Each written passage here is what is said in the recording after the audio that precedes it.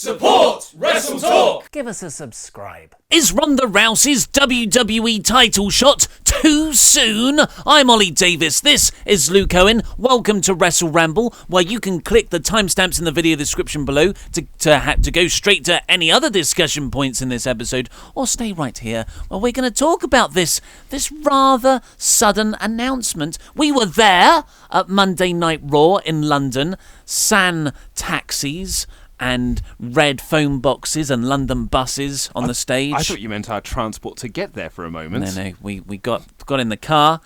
Because you're like, without taxis or buses getting us there? I was like, no, because we drove. Luke, I have so many boring stories about how I got out of the car park. Well, I haven't asked you because I assumed that was going to be saved for the podcast. Everything went wrong. And I was accosted. I'm so unsurprised it went wrong. You were accosted? In the car. In the car? By who? I turn round and there's these two chaps in the car next to me going... And I was like... And then one of them got out of the car and knocked on the window with a camera. He's trying to take a selfie with me. This never happens. This is only at a wrestling show that this would happen. And I was on the phone to my girlfriend and I was like, just a second, Anna, well, I've got to do this. And then, he went back to the car, but it was gridlock. So we were just next to each other. Well, of course it was gridlock. You were trying to drive out of the O2. Yeah. I did think it was going to be an issue. Anyway, loads of boring things. But Ronda Rousey. You can get on the podcast. Ronda Rousey. So this was a segment that they played about 20 times throughout the night. Yeah, so the show kicked off with like a tease of the segments to be like, oh, BT dubs. We were at the NBC upfronts, and Nia Jax challenged Ronda Rousey. Find out what's going to happen on later on tonight. And then they played the whole thing, about 20-odd times throughout the show. And that would be cool if it was any good, but this was terrible. This was so cringy, it was so awkward, nobody came off good. In fact, I would say Charlotte, but I was like, before I was like, Charlotte's kind of... I'm getting tired of Charlotte, all her promos. I'm going to make magic with people. But, I like Charlotte. I always thought, no, that's just WWE's presentation of her. And, you criticize that rather than the person itself. But the way she was in this segment, I'm like, now I just don't want to see you. But I think that, again, is WWE's presentation of it. Because this is a very heavily scripted segment. And she was given all of this rubbish and garbage to say. Okay, so if you haven't seen the segment... Ronda's being interviewed by WWE. Point number one, why didn't you get like an actual, E-News. Exactly, yeah. Why didn't you get E to do it? Because then they could have covered it and things like that. But anyway, it's on like a red carpet. At the NBC upfront. So anyway, Ronda's being interviewed by one of their generic robot ladies. I think it was Dasher. No, it was Kathy Kelly. Oh, was it? Yeah, WWE.com's own. She's not generic. I don't know who she was. She's a good one. I don't know who she was. Anyway, so she's been interviewed by this Kathy lady, and she's talking about her WrestleMania match. And she said, well, actually, I had a lot of help. And Charlotte awkwardly steps in and was like, hey, you may be Ronda Rousey, but can you do this? Woo! And then Ronda tried to do the woo. And that's actually my thing I'm getting a bit sick with Charlotte Flair is doing the woo. It's like... And the struts. Of course she can do the woo. It's not hard. And I'm like, I did a better woo. And she said, I'm trying to get this woo. It was just patronising to the viewer. Yes. It was awful. And then Nia Jax steps in and says, like, hey, you may be able to woo, but can you do this? She holds up her Raw Women's Championship.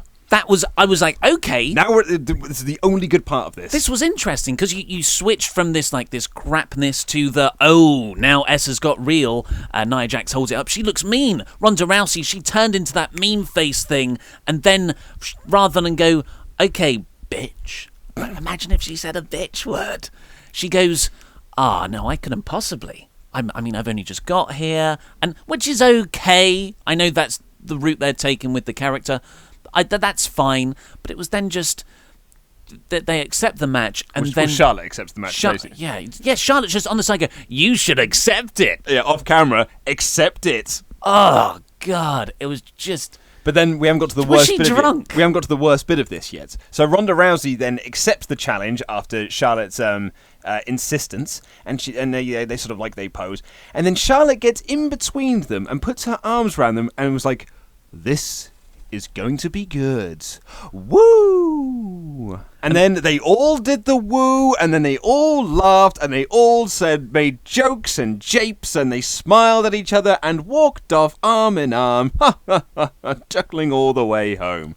And I was like, well, now I couldn't possibly care about this. In what world is that dynamic supposed to be dramatically interesting? Exactly, that's what I mean. Like, not even like because like I was thinking, well, you know, I'm approaching this from a fight perspective. I always see these as ending in matches, which is what wrestling should be structured around. But then I thought, hey, this is kind of trying to open up to a more female demographic who are into stuff like Total Divas, where their forms of conflict are a bit more standoffish and awkwardly structured. Yes, evenly more awkwardly structured and positioned than a WWE backstage promo. So maybe they were doing this so you kind of riff off the structured reality Total Divas, Total Bellas vibe.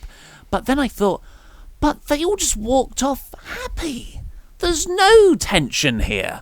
There's no cause to get intrigued. Why would you... And just, Charlotte just in the middle of all this, she was looking completely gormless. My theory is that the reason she's in there is because this is the clip that's going to be shared round loads of mainstream news outlets, and you want to get Nia Jax's face in there, obviously, because she's the challenger to Rousey. Sorry, not the challenger, she's the one with the title, and you introduce her to that way. But if the plan is Charlotte versus Ronda Rousey at WrestleMania next year, then this is your first push of Charlotte and Rousey in the same picture, and when it gets round to next April, WWE can show clips of that and look, this is a long, genius story, but actually it's a crappy story. Yeah, but I mean, to the point, the title of this video is this title shot far too early, because you and I, we were sat there waiting for Raw, and they sort of did this announcement, and we both went like, man, they're doing this match now. And then I ran into some friends of mine at the show, and they were like, are they really doing that match at Money in the Bank? And I was like, I mean, apparently so. And then, big shout out to all the people that came up and said hello to us at the show. Thank you very much for watching and getting involved, and, just saying hello. And it was bloody lovely. But a lot of the people that I spoke to there that came up was all saying, like, I mean, it's a bit soon, isn't it? Yeah. Like, it's not even like there's a couple of people that were like, oh, it's definitely the right time to do it. Every single person was like, seems a bit early to be doing the Ronda Rousey title match. But so what are your thoughts? Is this title match too soon? It depends how they do it.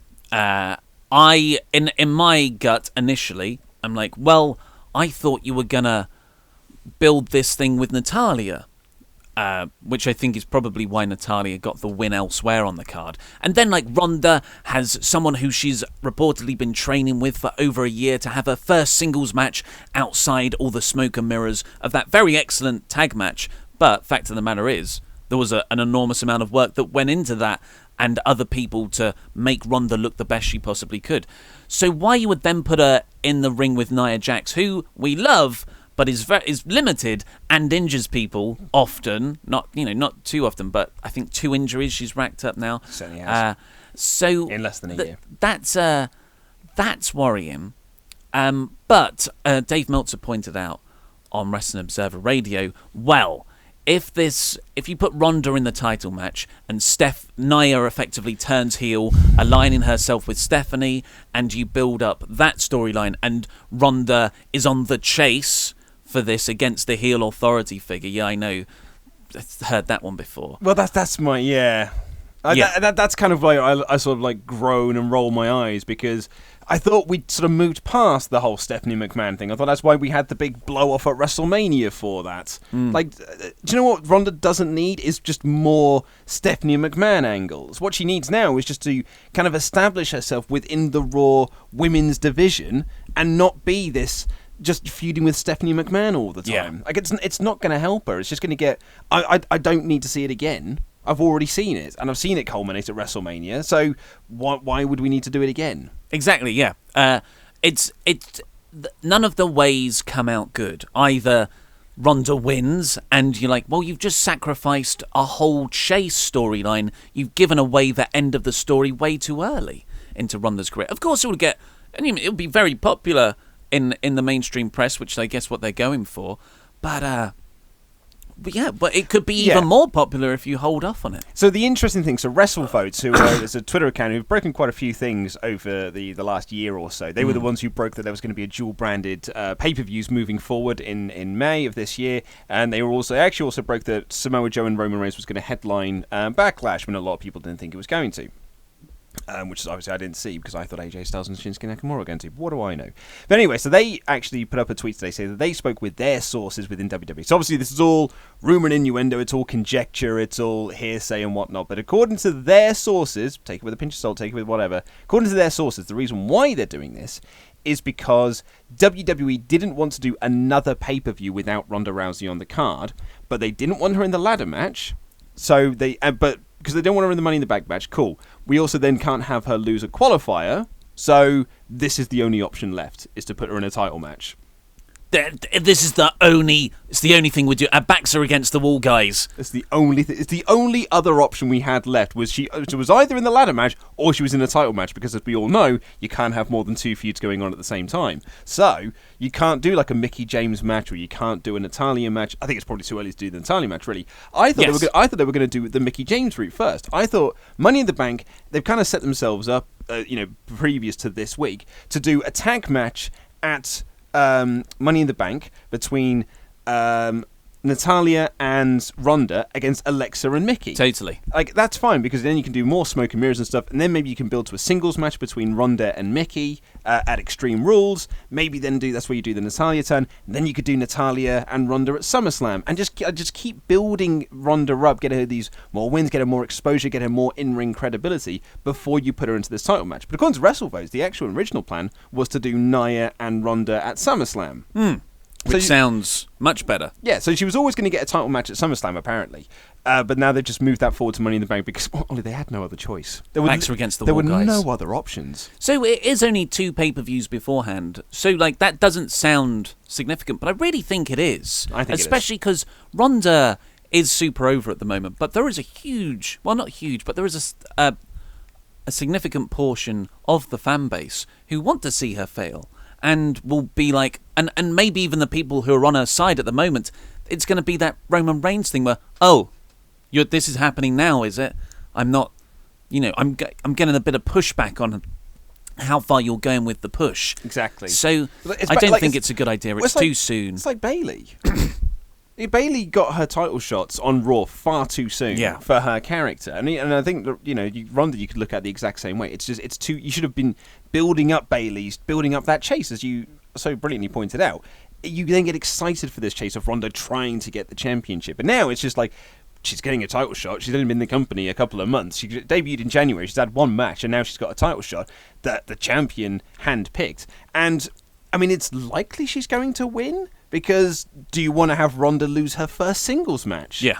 And now you're in that situation we were talking about with Big Cass Daniel Bryan, where you've booked yourselves into a corner because this match looks great on paper, it looks great for the pay-per-view audience, but now we don't have a finish we can really do. Don't want Nia to lose, don't want Ronda to lose.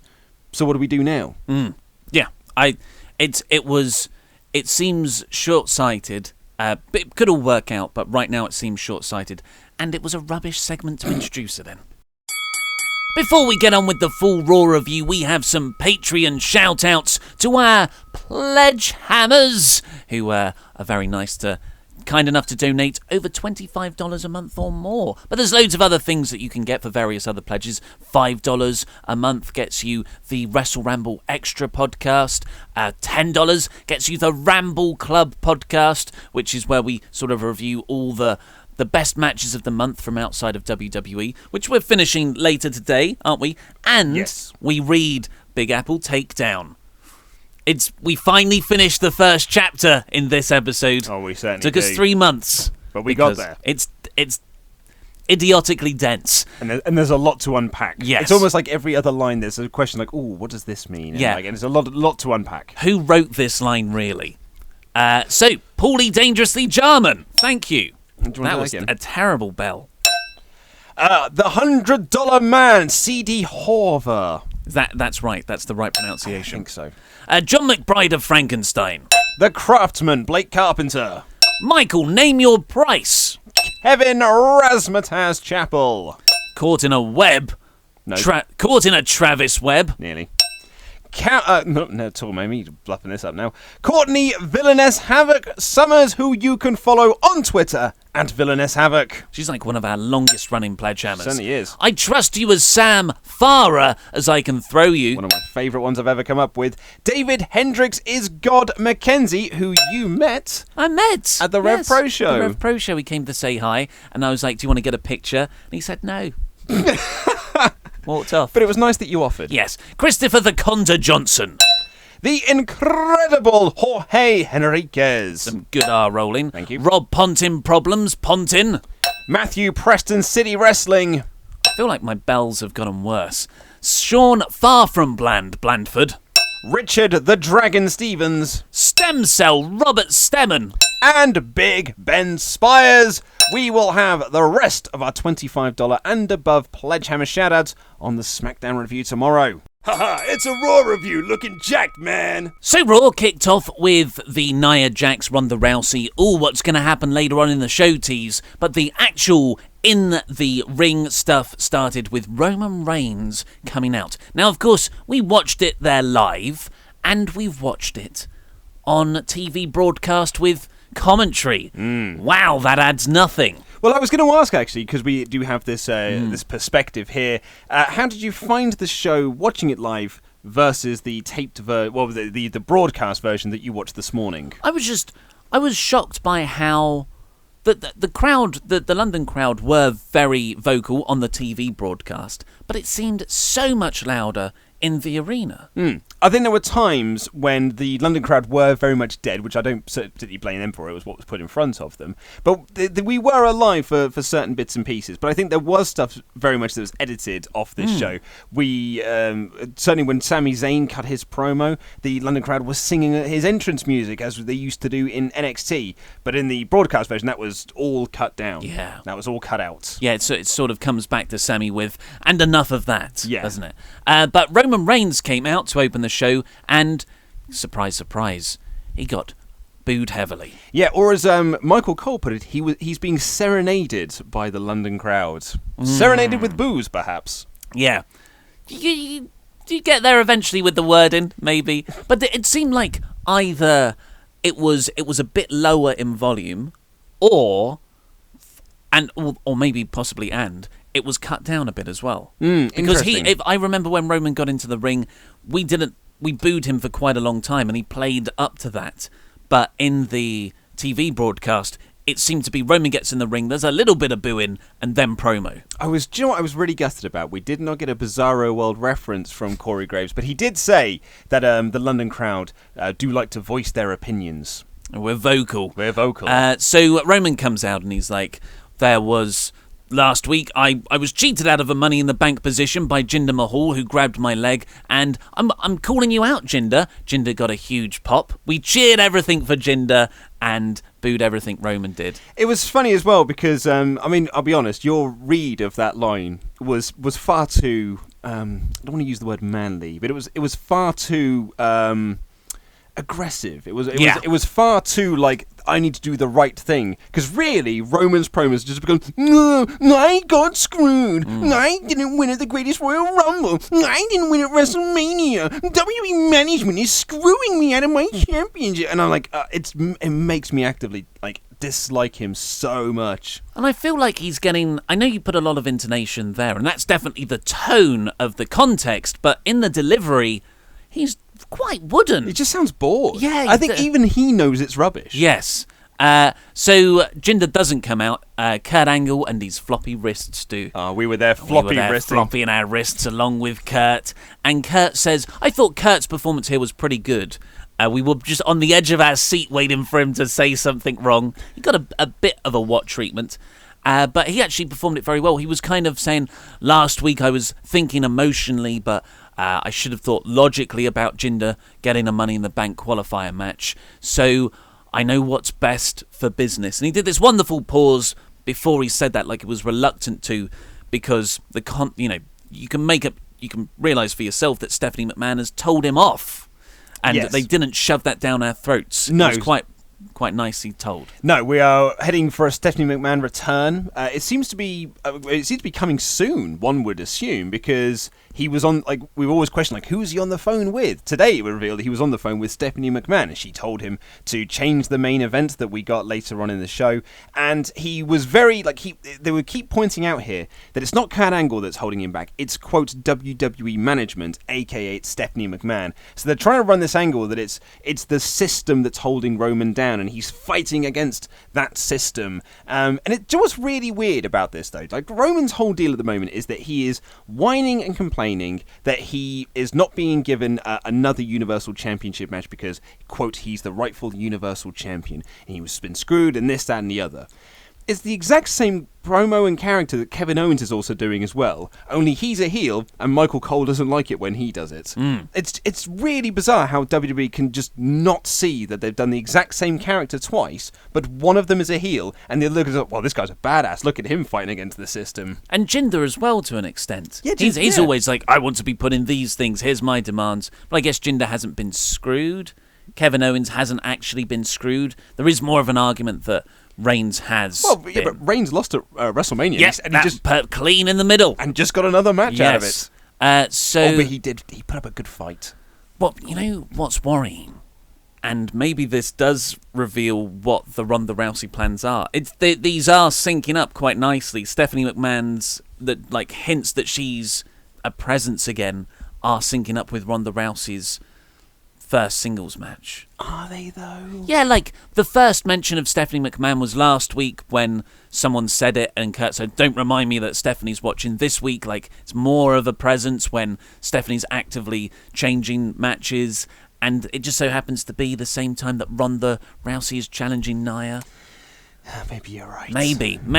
I mean, that's good storytelling. But so you think they're going to... It's just not a story I want to hear. You think they're leading to a Stephanie and Kevin Owens versus Roman and Ronda match? That might not be terrible. Well, it's Owens and Reigns are good together. Because the only thing they can do with Ronda is either put her in title matches or tag matches against Stephanie. Yeah. Where were we? God. Jinder... Oh, yes, Roman Reigns is like, well, I get what you got to do, Kurt. You've got a family. But I've got to do what I've got to do. And he walks backstage, he finds Jinder. The crowd singing the Na Na Na song to wave him off. And Jinder brilliantly throws Sunil Singh into Roman as defense. But Roman gets the better of him eventually and beats him up out into the crowd. And they separate, and that's that. And Jinder sold this throughout the show because, like, he gave him one Superman punch, and later on Jinder is having his ribs taped up. Yeah, wow. It just the angle that it comes down in, it crushes the abdomen. Oh, and it snaps those ribs. But next up we got what it probably would have been nicer if this went on later, because I was really looking forward to this. And when it was out the way immediately, I was like, there's 3 hours, because it's long. It's not just a 3-hour show. In the live event terms, it's quite long. Yes. But it was Seth Rollins versus Kevin Owens. Kevin Owens had answered Rollins' Intercontinental Open Challenge earlier in the day, and they had a terrific match. I'll tell you what was really funny about this as well. So I spoke to various different people throughout the night. I spoke to friends of mine and to members of the Swap Nation who came up to I didn't talk to anyone. I just sat down and watched stuff, and you were like, oh, what? Oh, it's my friend over there. Hi, guys, over there. I'm so popular, that's the problem. Despite what YouTube tells you. It's like you were running for election. But I spoke to a lot of people, and actually I spoke to some guys on the tube as we were coming home as well. Every person that I spoke to all thought, man, I was really hoping Pete Dunne was going to answer the Intercontinental Championship thing. And when people said that, because I knew it was Kevin Owens, because I think that had already been announced before we'd got there, and I was like, yeah, Pete Dunne would have been a really cool guy to answer the challenge, or someone like that. So so it wasn't Kevin Owens, but we did get a really great match out of this. But it would have been nice if it was like a match that we hadn't seen previously, like what I really liked with Seth and Mojo last week. Yeah, it's been a while since we've had Rollins and Owens, but when we did have it, it was every week for about 3 months. Yeah. The thing is, you can have Owens Rollins any week, really. So really, to capitalise on the UK crowd, I know Pete Dunne's meant to be a heel, and he's good enough where he can work. He's good enough as a heel, and Rollins is good enough as a babyface, where they can get the crowd cheering the right and booing the right people. But yeah, I agree. But we did get a great match. That I really like how all these matches that Rollins is having. It's like wrestlers come in and they're like, here's my moveset, here's your usual spots. I'm gonna put my moveset into your usual spots to play with the structure of a usual Seth Rollins match. And it's making it fresh and really interesting every time. The Finn Balor bits in their like trilogy, and now the Owens match here. This is really good stuff with Rollins at the moment. Yeah, really, really enjoyed this. They did a spot when Kevin Owens was trying to powerbomb him on the apron, and Rollins reversed that and hit a Falcon Arrow onto the side of the apron, which looked like it absolutely sucked to take. And they did the hardest part of the ring, Luke. It is. There's no give, and it built to a really, really great 10-count spot where both guys got in like at 9 and 3/4. It was a really, really close call them getting back in. Great series of punches and clotheslines, and the crowd started chanting, "This is awesome," which I thought was a bit much. It was really good, but it wasn't like a burn the house down match. And this is when it ties into what you were saying there, where Rollins set up to do the superplex into the Falcon Arrow that he often does, and he leaped up and he hooked Kevin Owens up for it. But as he went to hook him up, in fact, Kevin Owens hooked him up instead and hit a key crusher off the top, which looked really, really cool. I've got Fisherman Buster, just in case you're corrected. Well, yeah, it looks like a key crusher as well. It was like Low Key's old move. But yeah, it was really good. And like Rollins rolled outside, and Kevin Owens did that great thing where you struggle and you're reaching I was so taken from the jaws of victory. And then as Owens rolled him back in, he was climbing in through the ropes, and Seth gave him the curb stomp and won. I think you thought the finish came out of nowhere. You sort of reacted. Yeah, I mean, I liked it. That's it. The curb stomp is that kind of move, isn't it? But I liked the match a lot. I wouldn't have changed it. I was just like, oh, okay, that's the finish. Yeah. Good match overall. It's a TV match. Like, they shouldn't be having pay-per-view 5-star matches on TV. Although these are very good, you should save those for the larger events. Yeah, I really enjoyed this. So Luke turned to me. It was just before the superplex spot, and you were like, "Oh, I mean, I wonder what's going to happen now." Or like it was something to the effect of, it's like you know what Seth Rollins is going to do before he does it, but it's still really good. And then I was like, "Oh yeah," and here comes the superplex into the Falcon Arrow spot, and then Owens reversed it. It was awesome. So really, good. really He's well. A great story. Worked us. Yeah. Then we got the Nia Jax and Ronda Rousey full clip for the first time. Yep. The full thing. Then we got from the worst segment of the night to the best. Oh. The B team! Excellent segue there. Yeah, so Kurt Angle is backstage. He's on the phone, because of course he is. And Bo and Axel walk in. And they've quickly become one of my favourite things on Raw. So they wanted a championship match, and they start calling themselves the A-Team. They've moved away from the Miztourage, but they're now the A-Team. And Kurt Angle says, and you laughed a lot at this because the verbiage was so awful. It's like, guys, the A-Team was a TV show and a movie remake. Yeah, it's like someone has written the script, and fine, you write that for the first draft, but then when you read it aloud, or you get people to workshop the script and the lines, you then go, oh no, wait, that's not natural. We take that line out. You just need to say the TV series. Yeah, but they didn't do that stage. Or the original line was just, it was a TV series, and then one of the other writers was like, oh, they did the movie remake as well. I was like, oh well, yeah, we better add that in, anyway, otherwise people might try and correct us. So we need to get that in and make sure we specifically say it's a movie remake. But they say like, oh, okay, we're not going to be the A-Team, we're going to be the B-Team. Kurt Angle calls it stupid, Curtis Axel calls it stupid, but Bo says no, the B stands for best. And all of a sudden Curtis Axel's like, yeah, it does. It's a great idea. It's a great idea. I loved this so much. But Kurt pointed out they've not won a tag team match. And they were like, well, the Miztourage may not have won a match, but the B team is undefeated. They got a huge pop. It did. You can hear it even though it's a backstage segment. You can hear the pop from the background. Yeah, the London crowd really got into the B team. So then Kurt Angle said they were going to put him in action later because they can't be put into a title match just yet. And they were very, very excited by this, as were the UK crowd. And it got to the point when, as that segment finished, I was like, I need to, at some point, I'm going to need to go get another drink, and I'm going to need to go to the loo. But I do not want to miss this. I have to come back because I do not want to miss. Hold it in. I do not want to miss the B team. Yeah, they're really good. The delivery, the comedic delivery from all three men, even Kurt, was very good. Yeah. Then we got Bobby Roode beating Baron Corbin and No Way Jose. for a Money in the Bank qualifier match. Oh man, your like all excitement, hope, your dreams, your love of life was just like drained away from you when you just heard that. No way, and you just instantly was like, yeah. And you know what they did? For the live crowd, Jose would come out with his weird sex party train, and they'd walk around the ring a bit. Then on the TV broadcast, they go, the match is happening next. And then they come back, and Jose's still, like, partying along with the crowd. That's because we got 4 uninterrupted minutes of them all just dancing around the ring, and Jose just weirdly shimmying and doing this. Oh, God. And everyone was into it apart from me. I felt like a real stick in the mud. I was going to say, everyone was like, the whole London crowd was like, no way, Jose really getting into it apart from you. Actually, no, apart from you and JoJo. I don't think JoJo didn't look too impressed with it either. JoJo seemed a bit grumpy. Well, and then she had a trophy pushed on top of which I don't think helped matters. But yeah, JoJo did look grumpy.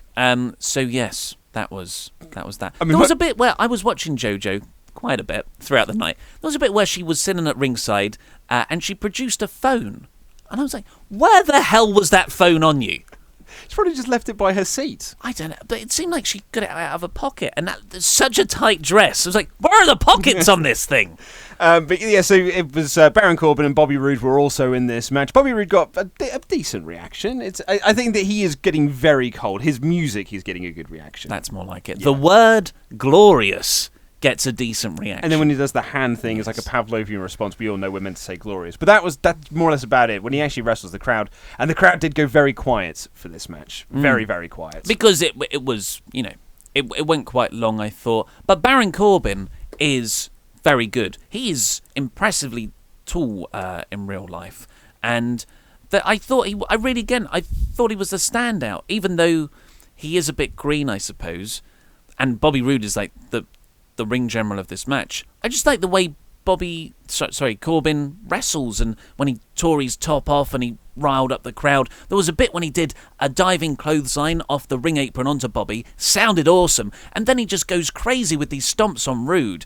The crowd, I don't know if this came across on the TV broadcast, were chanting to Football's Coming Home, the theme. By the Lightning Seeds for Euro 1996. And Frank Skinner David Baddiel. That's right. Baddiel and Skinner. Those guys. I'm just so focused on the Lightning Seeds. Yeah. I love the Lightning Seeds. That they chanted, Corbin's going bald, he's going bald, he's going bald, he's going, Corbin's going bald. Which was very funny. It was very funny, although I did feel like it was, kids with glass houses. Yeah. We were throwing stones there. We were throwing stones. But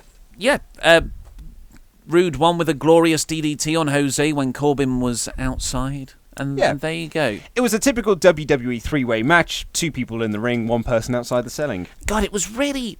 Being there live, it's really obvious, those spots. Like, Jose was outside for ages just on the apron like this. Just because he fell out the ring. Yeah. Like, it wasn't like he was struck or taken out on the outside. It does look awkward. And it's like, that's a great tactic. If I was a wrestler in a shoot match like that, I would just sit outside for as long as possible and then scoop up the scraps. Yes. But that wasn't what he was telling. Watching it live, and I'm pretty sure that we've spoken about this before because I know we've noticed this before, but when you, watching on TV is one thing, but when you go to watch these things live, you suddenly realise that, all of these matches are exactly the same. They all have the exact same pattern, and they all have the exact same, not spots, but they all have the exact same peaks and troughs. So it's very easy then for people to just get to kind of switch off during the match, because we've seen the match already. Like we've seen it in one match, then you just see it in the next match, then you see it in the next match. And it was really, because I thought this was a decent show. I thought it was a decent show overall, but all the matches were exactly the same. Yeah, and we hate to be these guys, but we went to Rev Pro on Friday, which is an independent British promotion, and they had Keith Lee and Tomohiro Ishii and Matt Riddle and loads of really talented guys, and every match felt completely different. There'd be a cruiserweight one, then there'd be this just big move spot fest and then something else, high flying match. And they're all like really different with their own structures. And some of those were good, some of those were bad. But at least it was different. Variety. The variety, but like you said here, the people are different and the moves are different, but the overall emotional journey is exactly the same. Yes. And it does become a bit tiring. Variety comes in packs of 8 unless it's WWE. Mm-hmm. Kevin Owens confronted Kurt next backstage, saying that he unfairly lost to Seth, although it was totally clean, and said, well, I'm going to call Stephanie McMahon to get added to that Money in the Bank qualifier match later. And Kurt was like, don't threaten me. And Kevin Owens awesomely said, it's not a threat, mate. And he got his phone out and started calling Stephanie. And then Kurt went straight into the trainer's room where Jinder is selling his ribs from that Superman punch. I like this. This was good. It made it feel like a world where people interact with each other backstage rather than just standing in a line in front of a camera.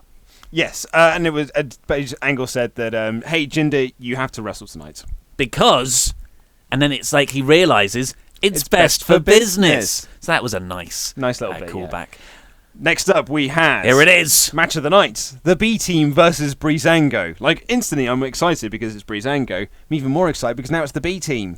Very excited by this. It's weird because we were just talking about variety, and this is the perfect time where you could have a full-on comedy match. Yes. Freshen that up. And this had comedic elements, but it was still the same WWE match. Yeah, well, just with a few bits of comedy. Funniness? Yeah, exactly. Yeah, you beat down one of them, and then they get the hot tag, and then the hot tag runs wild. It's the same tag match, very formulaic tag match, but the comedy did sort of help that a little bit. They also announced as well that Breezango are going to be live tweeting the royal wedding this weekend. It should be great. Yes. Because Fandango is a naturally very funny person. Yes. I'm surprised they've given that man a live social media feed. Well, yeah, I mean, it will likely be monitored. It will likely type something up and be like, is this okay? 6-second delay. Yeah. Corey said on commentary before this match started, making fun of the B team's losing streak, wait a minute, we don't count wins and losses around here anymore? I was like, that's been for quite some time, Corey. Yeah. Actually, it was Michael Cole that said that because Corey Was Graves... it? Yeah, I think it was Cole that said, like, do wins and losses not mean anything anymore? Because then Booker T made the excellent point, was like, hey, before we were Harlem Heat, we were this tag team, and we didn't win anything. Then we became Harlem Heat, we started winning things. And then I think they tried to shut him down because that was an excellent point, and that's not what they want out of Booker T. However, I will say this about Booker T, because I've got to read you something that he said, like, beat for beat, word for word. This is a quote from Booker T. Look around you, Corey. The people love Breezango. The fashion police. We're here in lovely old England. The Queen. And that was it. And I was like, cool. What was the point towards the end? The Queen, man. He just went, we're here in lovely old England. The Queen. Charlotte Flair. Charlotte Flair's also around. Oh, she's not there, though, is she? gonna be good. Woo! But this was a fun match, and I kind of forgot how great Fandango is as a wrestler as well. Yeah, his He's punches so are good. wicked. Yeah, just everything he does. It's a shame he's not given more time to still do the comedy and be a serious ass kicker as well. Yeah. The crowd were also chanting the A-Team theme throughout this as well. Which was excellent. I will say, you chant the A-Team theme, but you don't do the whole team. You just do the bit that people know, which is the da-da-da-da, da-da-da-da, da-da-da-da. The theme changes after those beats there. It goes into something a little bit different. Da-da-da-da, da-da-da-da-da. But they don't do that bit. They just do this bit here, which confused me. You call them out. You tell them what's what, Luke. I'm going to call them. I'm going to tell them what's what. So Charlie Caruso gets in the ring after the B-Team win, and Bo Dallas and Curtis Axel are selling this So like good. it's the biggest thing that's ever happened to them. It was very funny, and they're just like, the B-Team's here to stay, and we're coming after those tag team championships. So good. Yeah, this is funny. This. Absolutely. Said that anything is possible for the B-Team. Loved it. So, some things look really good on TV and don't look good live. Some things look really good live that don't necessarily look as good on TV. Sasha Banks and Natalya and Ember Moon versus the Riott Squad looked a lot better on TV. Because this was an okay match when I watched it back, but in the arena, it looked so choreographed and slow, and people didn't look like they were having a fight. They looked like, I'm gonna stand here, you're going to do something to me. It was just not believable in the slightest when I was watching it, apart from when Natalya got in the ring. Oh, yeah, Natalya was great. She was really crisp. And when Ember Moon did a dive, which was awesome. Ember's dive was absolutely awesome. The crowd were absolutely dead for this match. Because it's not good live. No, and it really wasn't good live. Although my positive note to take out of this is that I'm really turning a corner on Sarah Logan. I'm really, really turning a corner on her. And then you and I had the conversation about Sarah Logan when we were watching her, and you said she might be the best member of the Riott Squad. And then you stopped yourself and was like, oh no, because Ruby Riott's there. And I was like, okay, well, she's the second best member of the Riott Squad. And we went, yeah. And you just comfortably. Yeah, comfortably. She's the second best. Yeah. So Natalya tapped out Morgan in the end with a sharpshooter, which popped the Bret Hart loving London crowd huge. Yep. And yeah, I Natalya getting the win here rather than Sasha, who's actually in a storyline kind of with Bayley, and Ember Moon, who's just been called up. Giving Natalya the win signals to me that she's still going to get that Ronda match. And this is going to be the start of building Natalya up to... Maybe that'll be the title match at SummerSlam once Ronda wins. Yeah. Build McIntyre... up Natty gets jealous that she was... instantly came in, she was treated like a star, she got the title right off the bat. That's not bad. Yeah, it's not bad. And SummerSlam is a bigger show, so you can have a better match with Natalya and Rousey at SummerSlam. It's just get Natalya to win the title then, rather than from Nia Jackson have Ronda outside. I don't know, something. So Drew McIntyre and Dolph Ziggler cut a promo next on their phone, and Drew McIntyre said all these WWE superstars have become complacent, and all these things like they're just phoning it in. You got to really flip over the buffet table or whatever weird analogy he used, and the most criminal people of those are Finn Balor and Braun Strowman, who are their tag team opponents later in the evening, when really the actual guy most guilty of being complacent and just not walking the wrong way on a treadmill forever is Dolph Ziggler, who's his tag team partner. So as much as I love these Drew McIntyre promos, it falls down because the guy he's with is everything he's talking about. Yes, pretty much, yeah. He was talking about, the other side of McIntyre's promo is that all Finn Balor is an entrance. He's just a flashy entrance. And all Braun has ever done is flip over cars. Which granted, Dolph Ziggler has never done. But what else has Dolph done? Let's not get into this again. He's done things. He has done things. But Drew is 100% Drew is the star of this team. He does make Dolph slightly more interesting, but that's only because Drew is so good. And then, man, when he came out later on, I was like, I'm a little bit in love with Drew McIntyre. I just think he's so good. He's a big guy. He's a big old guy. So next up, we had the Deletor of Worlds beating the Revival. We got to see a Revival entrance. Yeah. That was cut out of the TV broadcast. Jobber entrance for the Revival. Yeah. Poor old Revival. It's depressing. So much better. It is depressing. It's actually depressing. To see. And Authors of Pain were on main event. Yeah. Oh, yeah, that's the other thing. So the main event matches we got were Authors of Pain beating Titus Worldwide. I believe we didn't actually see that match because we were getting burgers. But yeah, that was cool. So they're already on main event, are they? And then it was Mojo and Chad Gable, I think was the main event. Yeah, caught the end of that. Yeah. Open goal WWE, The Revival and Authors of Pain, and Bobby Roode. It took them a year with Shinsuke. Christ. So the Deletor of Worlds match was really fun live because Bray's awesome and Matt has a lot of chants and everyone enjoyed chanting along with Matt and Bray. Yes. Doing the wonderful. And he's got the whole world in his hands. I love Bray Wyatt's hot tag, and their matches are so much better without commentary. Although, there's an interesting point to this. So when they're coming down to the ring, Corey and Cole start doing their usual broken gimmick shtick where they were just like, oh yeah, and who's this guy with this bald-headed guy that you've got me trolling on social media? And it's like, yeah, that's Senor Benjamin, you can't say, but it's the same crap every week. Only this time, Michael Cole seems to be saying that he's turned a corner, and he gets the Woken gimmick. He now says he gets it. He's becoming Woken himself. Well, that's good.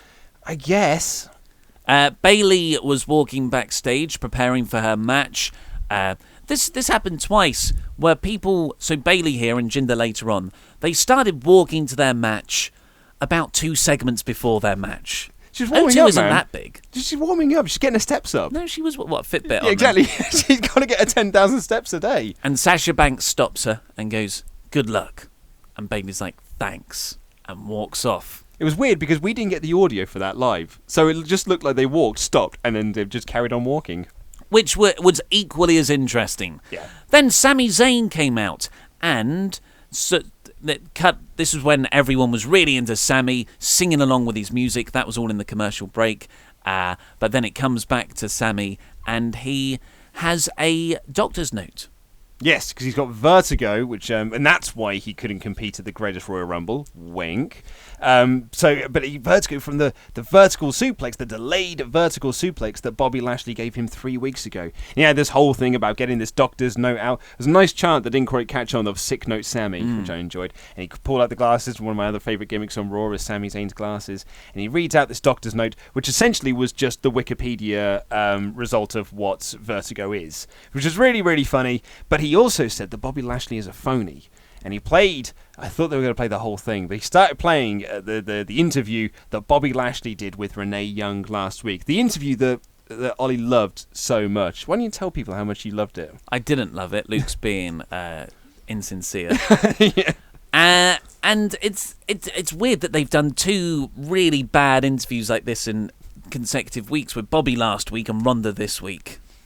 But anyway, they're really good at it. But Bobby, in that interview, talked about loving his 3 sisters, and it was an attempt to give Bobby Lashley some character backstory, but just made him more asinine than he already was. But you know, no, it worked so well because the crowd was so into Bobby in the main event. And his sisters. They were so into him. He was cheered at the building because of that promo last week. Well, we'll come on to that.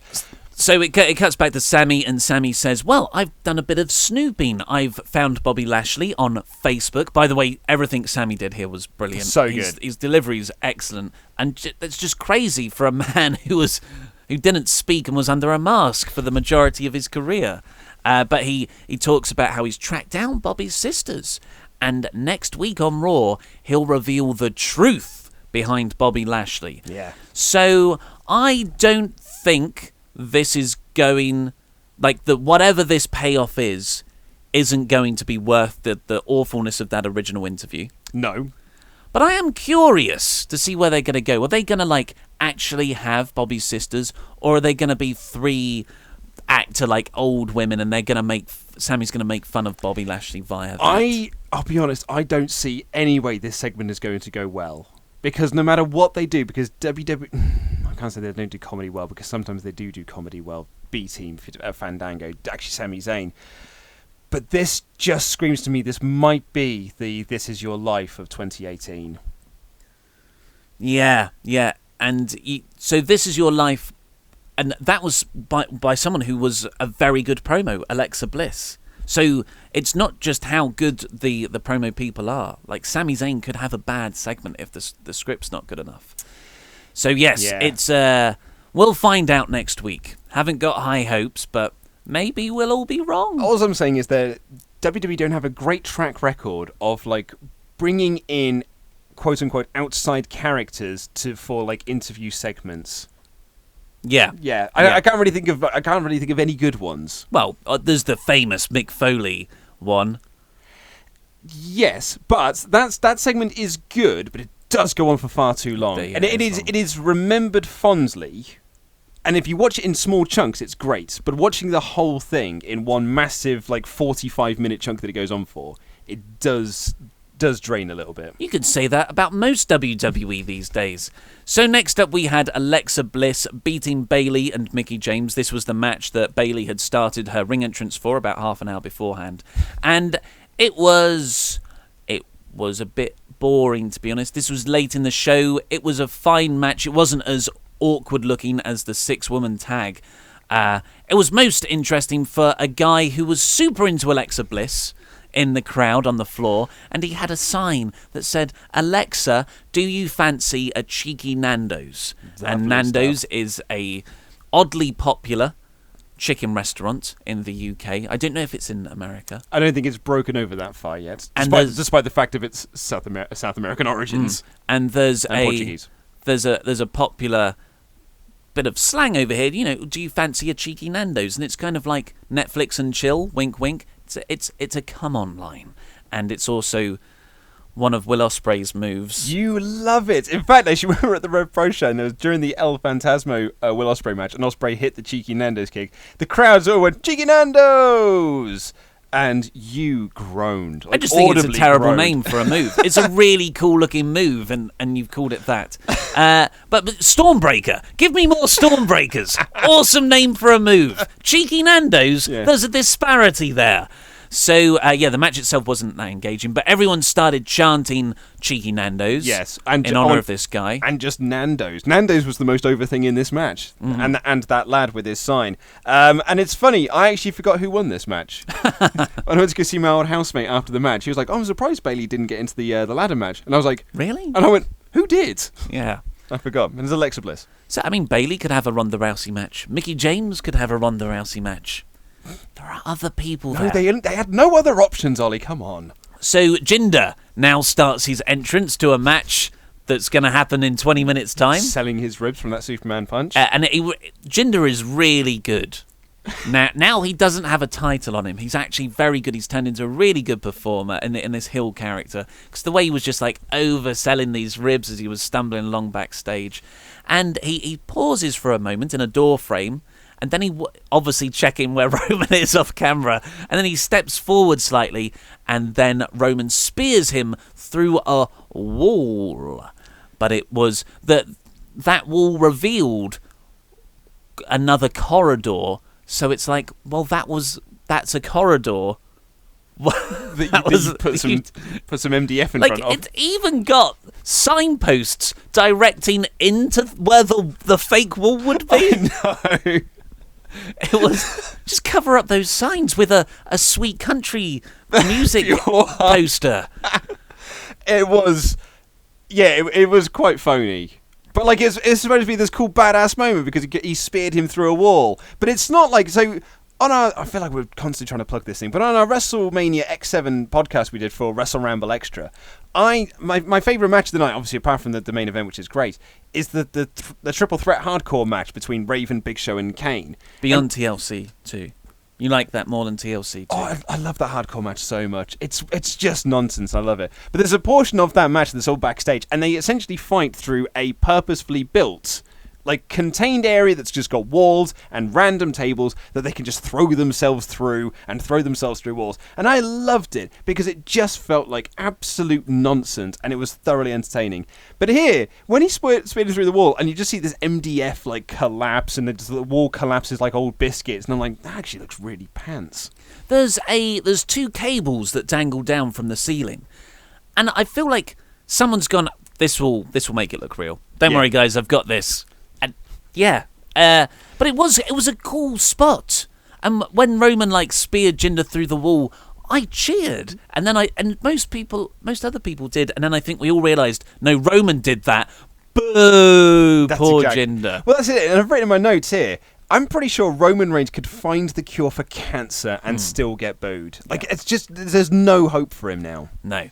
Next up, we had the mouth-watering match of Finn Balor and Braun Strowman versus Dolph Ziggler and Drew McIntyre. # yes, please. And when it was announced, I was like, well, yes, this is awesome. We're getting to see this. But really? You've done this Nia Jax and Ronda Rousey match, which kind of books you into a corner. And here, you don't want to beat Braun.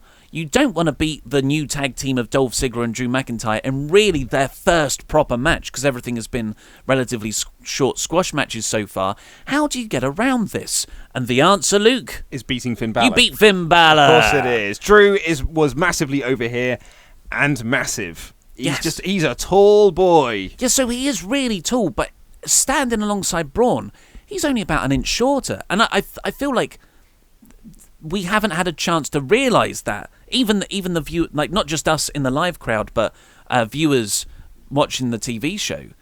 Seeing Braun, who's presented as this monster, and Drew being so close in height, was really cool to see. Yeah, and this match was all built around teasing that showdown between Braun and Drew. So, anytime Drew would get tagged in, he'd just sort of tag himself out because he didn't want to get involved with Braun. And they did some bits here and there, but they didn't really have a showdown. You're saving that for later down the line, I suppose. And this was fun. This was again a very formulaic, but fun tag match nonetheless. Well, I actually really like this match because of how they kept Drew and Braun apart, and Braun Strowman on the apron for a hot tag is really good. He's like, riling up the crowd, and he's like, he wiggles all his fingers waiting for that tag, just because it might give him a bit of extra length. And he's good at shouting at the referee as well. Yeah, he's actually really good in that role. I never thought that would be a strength of Braun's, but I thought the hot tag is, but not the waiting for the hot tag as well. And there was another really good spot where Finn Balor blind tags himself in, and Braun Strowman just picks him up and slams him on Dolph, because Dolph was already down. And Finn Balor gets up like, "What the hell, dude? Ow!" And Braun goes, "You're fine, get up." And then Finn stands up and they both do the Braun pose. Yeah, it was really, really funny. There's a moment that really made me laugh in this, because Braun is on the outside waiting to get the hot tag, and Dolph is like keeping Finn away, and they're working on him. And Braun just at random shouts at Braun, like, "You're going to get these hands." Yeah. It was just like a warning. He was like, "Just so you know, eventually I will get the hot tag, and you're going to get these hands." But he just bellows it, and it really made me laugh. He's got such a good voice. He has, yeah. And Balor's chest was super red off of Drew McIntyre's chops. Oof. But the finish was Finn and Dolph in the ring, and Drew had kind of like this pulled on Finn Balor's leg or something, and that allowed Dolph to get the upper hand. So Braun runs around the ring outside like he's been doing to Kevin Owens, and he does this full-on battering ram charge onto Drew. But Braun also falls over. Drew like rolls backwards into the greatest Royal Rumble trophy, sending it falling over in its two pieces. We saw it being assembled at ringside into JoJo. Yeah, poor old JoJo. It's bigger than JoJo. Poor old JoJo took it like right. Oh, poor old JoJo. But yeah, she took it. Well, I was going to say right in the face, and then I stopped myself because that would have been worse. But yeah, we saw the Greatest Royal Rumble trophy come out, and it is in two segments, and they put it together. But the way that it falls apart, it's put together with like one Lego brick. Yeah. It's like, it's not structurally sound. Everything else, the two parts individually, structurally sound. Those aren't falling apart. But there is just one little Lego brick in the middle that joins the two together. And it came apart, and it fell into poor old JoJo. I really liked this spot for multiple reasons, because it looked awesome, but it was just that when we've seen Braun knock people over in the past, Kevin Owens, he just runs past him. But when he knocks down Drew, he had to throw himself into him, and they were both down for a bit afterwards. Like, throwing himself into Drew hurt Braun as much as it did McIntyre. Yeah. So, really can't wait for that eventual match, which will probably happen on TV next week now. They played the Ronda segment again. Woo! Then Kurt's on his phone and he's like, "Oh, I've got the perfect replacement for Jinder in the main event." A lot of people started chanting Jason Jordan. Well, I was going to say, my mate Grev was behind me, and I just heard him shout, "Oh, it's going to be Jason Jordan, isn't it?" But Stephanie tells him on the phone, "Nope, it's going to be Kevin Owens." So that was Owens getting his own back from earlier on. And it was Kevin Owens. He beat Bobby Lashley and Elias. Elias was really over. I felt like we were all quite cheated that we didn't get to see a proper Elias concert. We did in the dark match. Not really. No, after the dark match. You'd left. Well, you'd left. I went back in to watch it. So the dark match was, they did a 6-man tag of Rollins, Roman, and Bobby Lashley against Elias, Kevin Owens, and Sami. And then which I watched. Which you watched. Which was like, because we want to send the crowd home happy, so it built to a Roman hot tag so he could get the pinfall, because that doesn't send that crowd home happy because everyone booed it. So everyone then left, and eventually Elias got to sing his song. Nice. And it was great. What did he sing it about? London, and about how much it smells. Yes. I love Elias. And the crowd loved it. So, yes, everyone's into Elias. Kevin Owens is very good, and people like him too, as in a heel role. Like, we booed him because he was doing dastardly things. Kevin Owens was going after Elias, so Elias couldn't sing. Yeah. Which made us boo Owens. Kevin Owens is a genius. Bobby Lashley, however...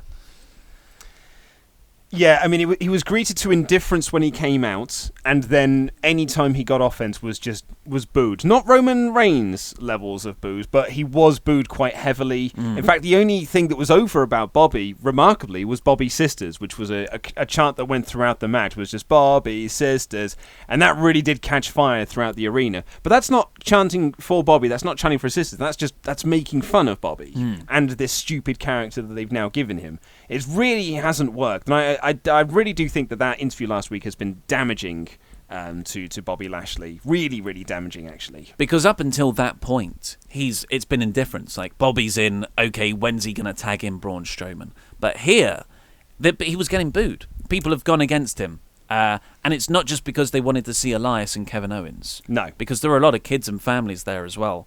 Yeah. And there were no cheers. It's like, maybe...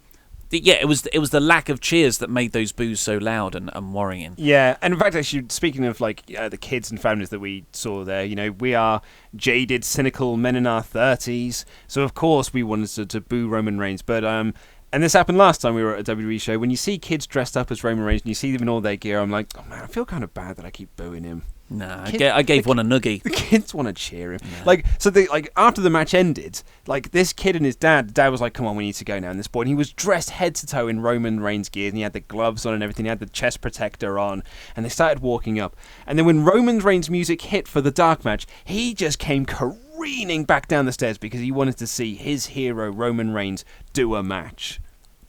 It works for kids. Problem is that the majority of the crowd is made up of jaded 30-year-olds like you and I who just want to boo him because we think he sucks a little bit. Yeah. Well, he does. He does. His in-ring work doesn't. His character does. The kid will learn.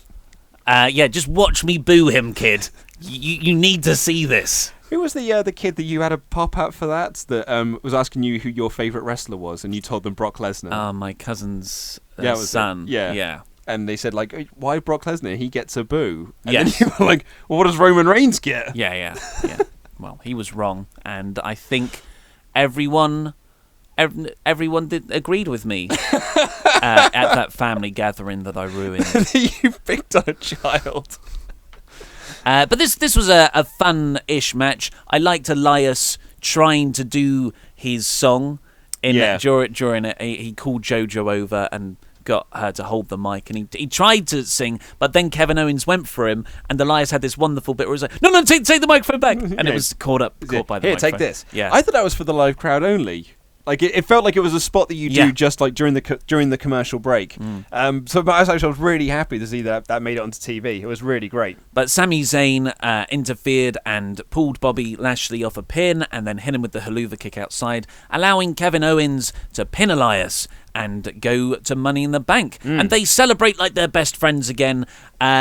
It's Sami Zayn and Kevin Owens, they're lucky they're so good because their storyline is Bayley and Sasha Banks levels of inconsistent. Oh, isn't it? Because there was dissension over the last couple of weeks. Yep. Just gone away. We're not going to touch on that again. Yeah. Oh, yeah, all that stuff at Backlash and that stuff that happened last week, just not followed up on it. In fact, there was a point, because Kevin Owens had the IC match, and then Sami was seemingly starting this program with Bobby Lashley, that I suddenly thought was I think they just dropped the Kevin and Sami stuff completely. I thought that So then it was a genuine surprise when Sami came out at the end. I was like, well, are they friends? You're right. It's just the inconsistent storytelling. It's a good job they are good. Otherwise, they would be the Bayley and Sasha Banks of the men's division. So overall, I thought it was better for us because we saw it live and we got to participate in the fun and the chants. It was so much better than the show we went to last year, which WWE, in fairness, did have to rewrite last minute because Braun Strowman had injured himself the day before, and they had to book this awful show where Dean Ambrose was the wacky general manager, and it was just garbage. It was and garbage. The matches were all sucky because they were sucky. They sucked. Sucky. Because they looked tired. But this one had several good matches. I thought all the women's stuff pretty much sucked. Bad matches, and the Ronda Rousey stuff was bad. But Drew and Braun, the B team, I like that. But everything else was kind of inconsequential. Didn't really build to anything. So I'm going to say average. Well, we now know who all the Raw members of the Money in the Bank ladder match are. So we got Finn Balor, Braun Strowman, Kevin Owens, and Bobby Roode. Bobby Roode, thank you very much. And they join, just to recap the show, and they're going to join The Miz and Rusev. So we've got 2 more spots to fill for the men's ladder match. One will possibly be a New Day member. Yes, it will be either a New Day member or a member of the Bar. Did you see the reports? It's Big E. WWE want to push Big E as a single star. Interesting. Yeah. That would be my third choice of who to put in. Yeah, Xavier Woods, right? A ladder match. The stockiest guy, please. Yeah, we've already got Braun in the match, so you're going to have and the spot. Rusev. Yeah, you're going to have the spot where Braun tries to climb a ladder and the things break. So you're going to have that bit in there. Also, that's the other thing we noticed as well. When you see it live, the women's Money in the Bank ladder, Money in the Bank briefcase is, I mean, you described it perfectly, dainty. It's a little one. Tiny. It's a very small thing. But overall, I thought this show was good. I'd have given it an average, maybe a high average because I enjoyed the show live.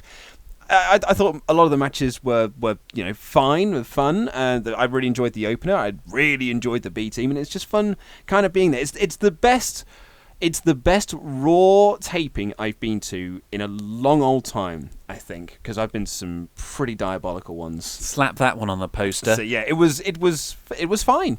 Cool. A bit of housekeeping just before we do the outro. Luke is away on holiday next week. I certainly for am. 2 weeks. Yes, I'm going away. 10 days. The wife and I are going away to Dubrovnik in Croatia, I think it is. My wife booked it. My wife just books holidays and tells me when we're going. So I've got to find a replacement for Luke, but I'm working on it. Yeah, we're working on it. Hopefully. But that's all we've got time for today. Please click on the videos that have just appeared on our laps to catch up with the latest WrestleTalk videos. Subscribe to this channel and subscribe here to the podcast version with the exclusive intro and outro. It's totally free for you. I've been Ollie Davis, this has been Luke Owen, and that was Rambling.